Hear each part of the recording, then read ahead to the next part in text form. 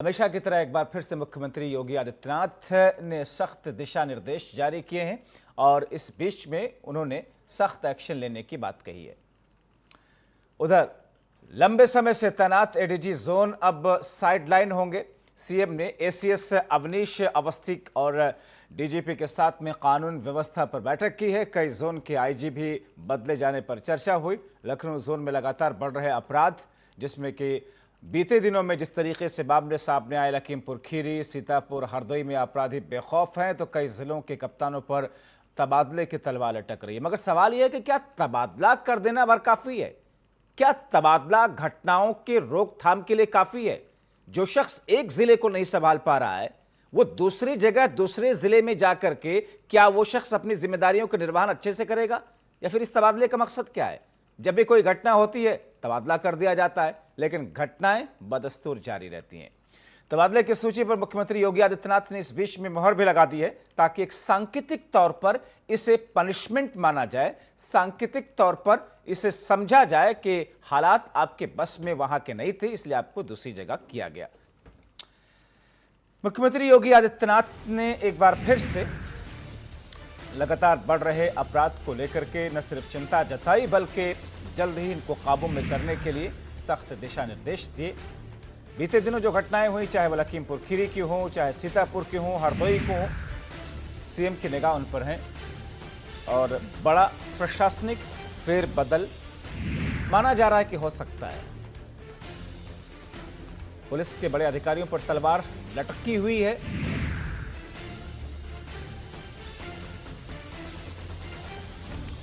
अब ऐसे में लंबे समय से एडीजी के पद पर तैनात शख्स का भी क्या तबादला होगा? कई जोन के आईजी के भी बदले जाने की खबरें हैं। जिलों के कप्तानों पर भी गाज गिर सकती है।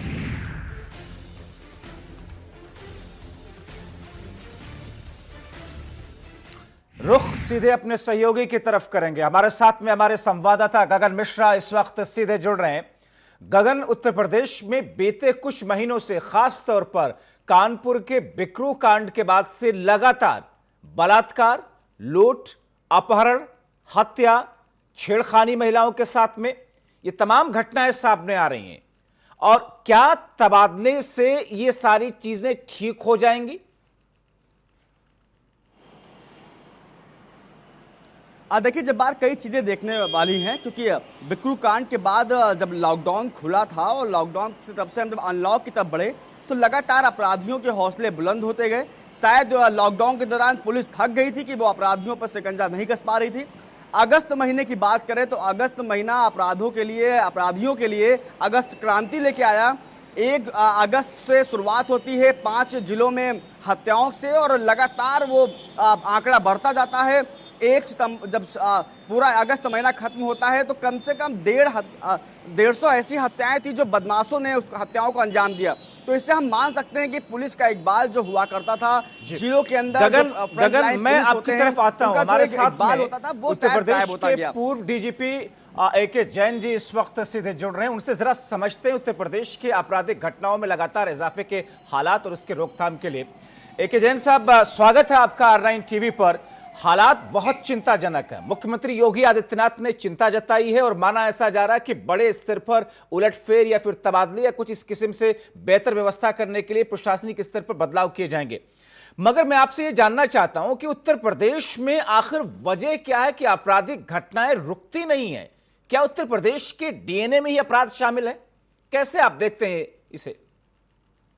देखिए, पहली बात तो उत्तर प्रदेश सबसे बड़ा सूबा है प्रदेश का जी। 25 करोड़ करीब आबादी है।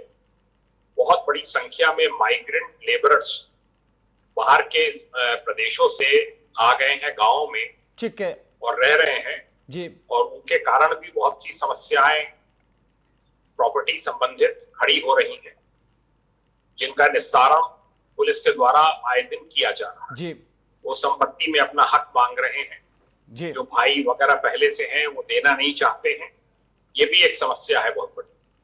तीसरा ये है कि जो भी घटनाएं हो रही हैं, हम लोग भी उसकी समीक्षा करते हैं। बिकरू कांड की घटना ऐसी जरूर हुई थी जिसमें कि जो कि बड़ा शर्मनाक था है। नहीं, पुलिस एक को जैन चाहिए साहब, चूंकि आपके तजर्बे की रोशनी में इसे समझना चाहते हैं, आप प्रदेश के पुलिस के मुखिया रहे हैं वहां पर, क्या ये सब कुछ पुलिस के अंदर एक बड़े स्तर का एक बड़े स्तर की सर्जरी की जरूरत है? क्योंकि बहुत सारी ऐसी घटनाएं सामने आई हैं जिसमें पुलिस की मिली भगत रही है। बिक्रू कांड का आपने जिक्र किया, साथ साथ में अभी बीते दिनों कल एक ऐसी घटना है जिसमें कई सारे पुलिस वाले उत्तर प्रदेश के एक जिले में लाइन हाजिर किए गए। गौकशी जैसे मामले में उनकी मिली भगत से यह पूरा गोरख धंधा चल रहा था। तो क्या एक बार किसी बड़े स्तर के रिफॉर्म की जरूरत है प्रदेश के अंदर पुलिसिया सिस्टम में? देखिए, जहां पर भी संलिप्तता पाई जाए पुलिसकर्मियों जी, गौकशी है, जमीन पर कब्जा कराना है जी, अपराधियों की मदद करनी है, उनके खिलाफ मुकदमे दर्ज होने चाहिए और उनको उस जनपद से कम 500 किलोमीटर दूर उनकी तैनाती की जानी चाहिए। जी, ये बहुत आवश्यक है। उसी जनपद में बने रहते हैं, कुछ दिनों के बाद वहीं पर बहाल होकर फिर वहीं पे तैनाती पा जाते हैं, कभी एसओजी में तैनाती पा जाते हैं और आपराधिक तत्वों को संरक्षण देते हैं। इसके लिए पॉलिसी बननी चाहिए कि जो एक बार जिसके खिलाफ कार्रवाई हुई वो उस जनपद में नहीं रहेगा। इनको सबको निकाला जाना चाहिए। कुछ बहुत से ऐसे कार्य खास के सिपाही हैं जो कि वसूली का काम करते हैं और जनपद में उनका कोई रोल नहीं। जी, प्रत्येक पुलिसकर्मी के कार्यों की समीक्षा होनी चाहिए। हम लोग करते थे, चार्ट्स बनते थे कि किस पुलिसकर्मी ने क्या डिलीवर किया पूरे एक महीने में, डिलीवर किया कि नहीं किया। ये सब होना बहुत आवश्यक है। जब तक तो कि ऐसे में accountability- AK जैन साहब जी, AK जैन साहब, प्रदेश के मुखिया के तौर पर 2017 में मुख्यमंत्री योगी आदित्यनाथ ने जब कमान संभाली, उन्होंने कहा कि प्रदेश से अब अपराधियों को खत्म करने की या फिर अपराधियों को अपराध के रास्ते से हटाने की हमारी मुहिम है, इसलिए वो संभल जाए। मगर जिन लोगों के सहारे, जिनके जरिए से अपराध को खत्म करना है, अगर वही भ्रष्ट हो, वही पुलिस महकमा भ्रष्ट हो, तो मुख्यमंत्री के सपनों को तो पलीता लगेगा।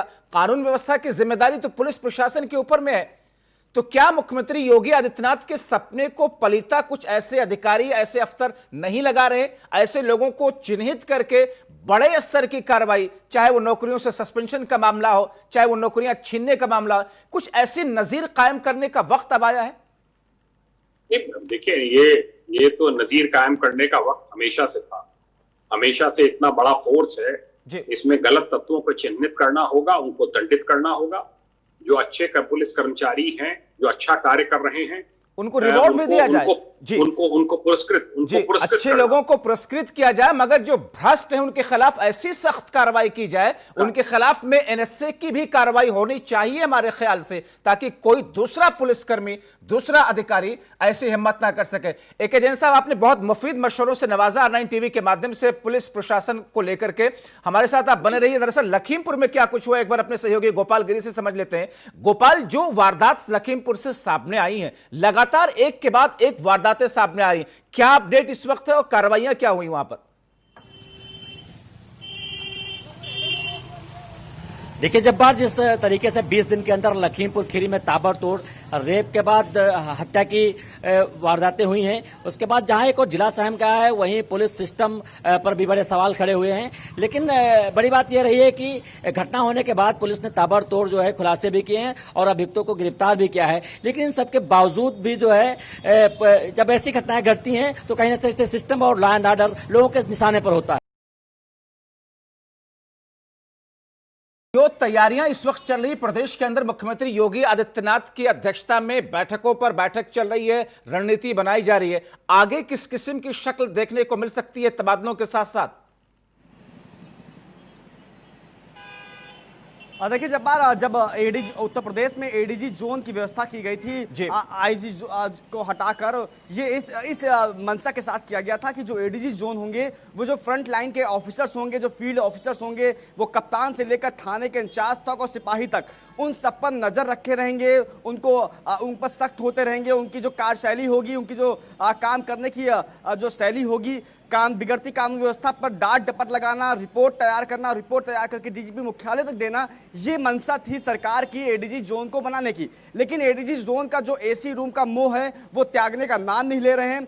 कई सालों से एडीजी जोन अब तैनात हैं, वो जिस मंशा के साथ कहा गया था कि एडीजी जोन काम करेंगे, वो मंशा पूरी नहीं हो पा रही है। इसी के चलते कल देर रात तक बैठक होती रही। पहले सिग्नेचर बिल्डिंग में एसीएस होम पहुंचते हैं, डीजीपी हितेश चंद्र अवस्थी और एडीजी लॉ एंड ऑर्डर के साथ प्रशांत कुमार के साथ बैठक होती है, चर्चा होती है। उसके बाद डीजीपी और ACS home CM Yogi Adityanath के पास आते हैं और देर रात तक, आधी रात तक, करीब 12:30 तक बैठक चलती है।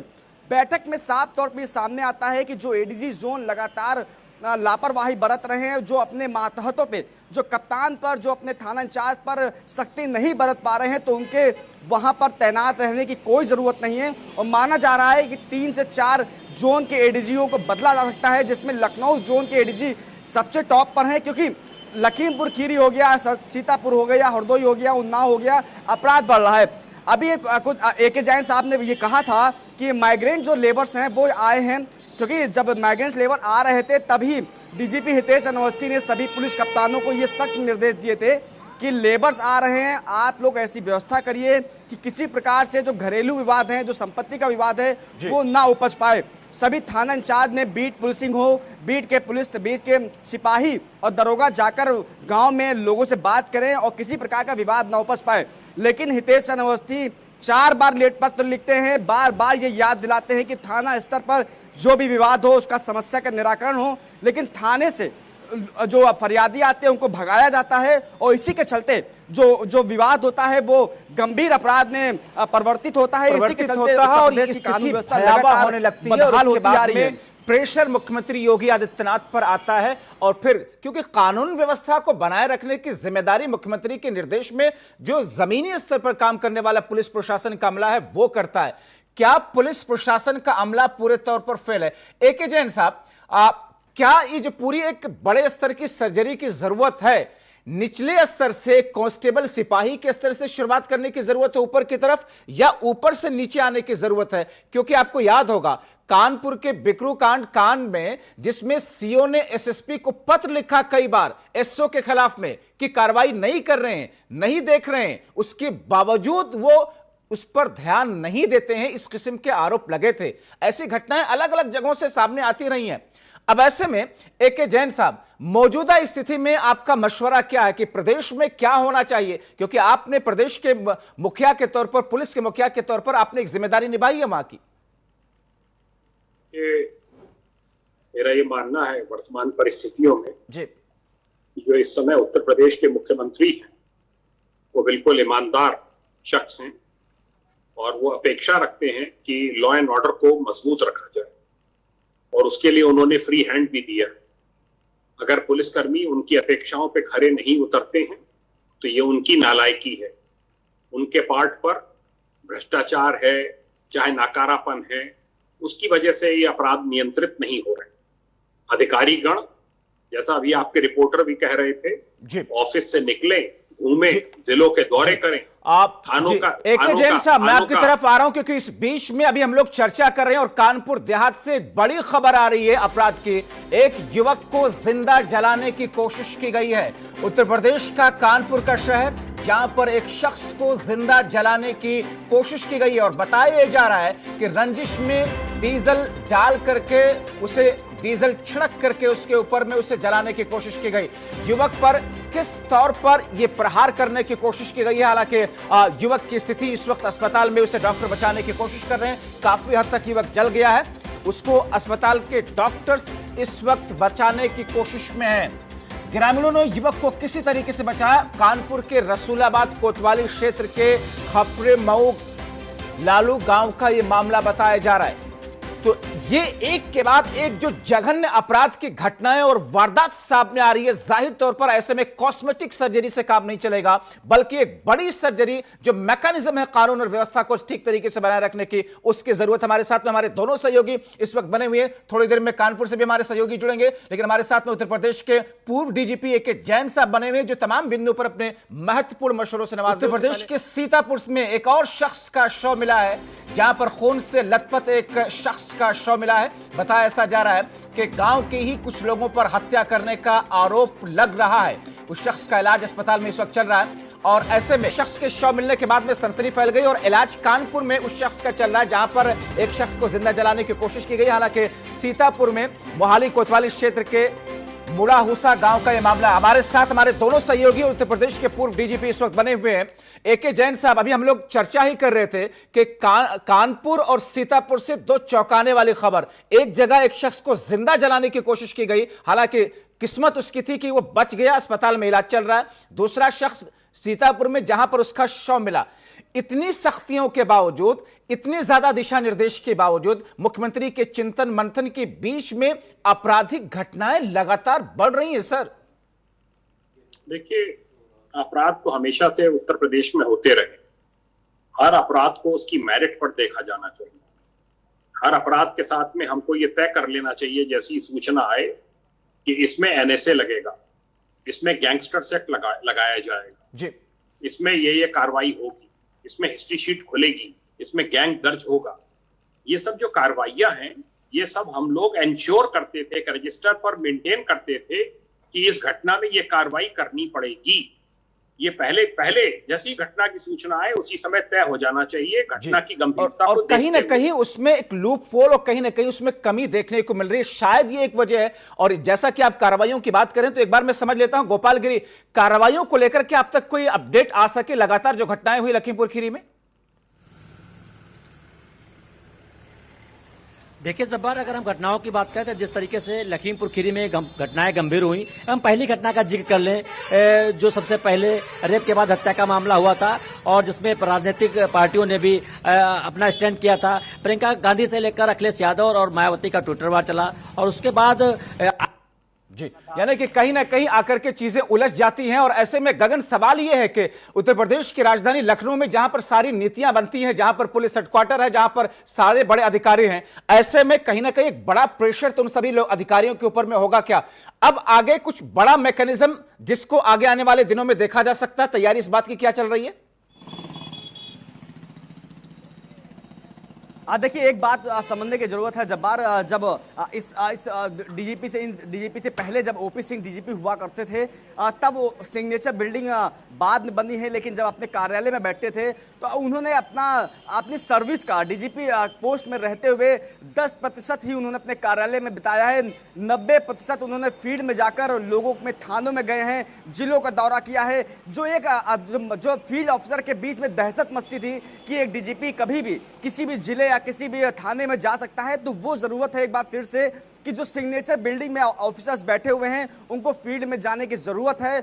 जो अधिकारी हैं, जो फ्रंट लाइन ऑफ ऑफिसर्स हैं, उनमें एक दहशत होनी चाहिए कि किसी भी समय उनके और उसी दहशत की कमी महसूस की जा रही है गगन। और उसी बात को लेकर के जैन साहब ये कह रहे हैं कि कहीं ना कहीं गैंगस्टर एक्ट के तहत में अब मुकदमा चलाए जाने की जरूरत है ऐसे अधिकारियों के खिलाफ में, ऐसे पुलिसकर्मियों के खिलाफ जो अपनी जिम्मेदारियों में कोताही बरतते हैं। वक्त की तंगी है कि जैन साहब, बहुत माफी के साथ मैं आखिरी कमेंट के लिए आपके पास नहीं आ सका। बहुत शुक्रिया एके जैन साहब, आप जुड़े R9 टीवी के साथ बहुत मुफीद मशवरों के साथ। और गगन आपका और गोपाल आपका। सवाल यह है, जैसा कि इस चर्चा की शुरुआत ही मैंने की थी कि क्या उत्तर प्रदेश के डीएनए में ही अपराध शामिल है, मगर सवाल है कि अगर ऐसा है तो फिर उसके लिए एक सख्त मैकेनिज्म जो कि मुख्यमंत्री योगी आदित्यनाथ बार बार बनाते हैं, मगर उसका पालन जमीनी स्तर पर इन्हीं अधिकारियों को करने की जरूरत है। क्योंकि अधिकारी खुद को अधिकारी समझेंगे तो शायद ये सारी चीजें नहीं हो पाएंगी, बल्कि अधिकारी को खुद से अब जनता का चौकीदार समझ करके काम करने की जरूरत है। तब शायद जाकर के उत्तर प्रदेश में आपराधिक घटनाओं पर